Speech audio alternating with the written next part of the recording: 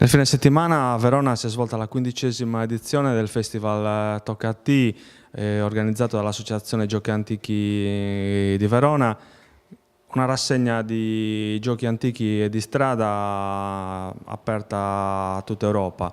La Sardegna è stata rappresentata da una delegazione formata tra gli altri da Giovanni Andrea Gigliotti del Gigliotti Team, che ha partecipato a Verona insieme alla federazione De Sistrumpa. Com'è andata?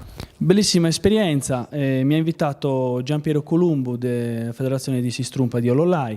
Siamo stati lì 2 giorni e abbiamo presentato la nostra lotta, la sarda Sistrumpa.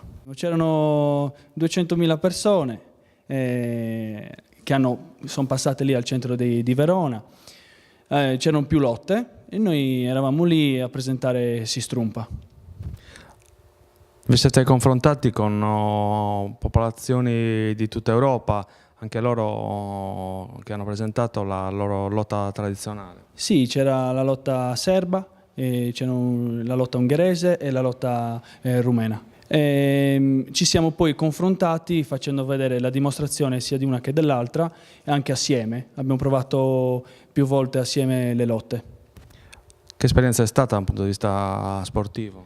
Bellissimo, perché comunque vai a presentare una lotta celtica antica e noi sardi abbiamo la nostra che si strumpa e abbiamo fatto vedere anche alla popolazione di Verona, diciamo, una cosa nuova, uno sport nuovo.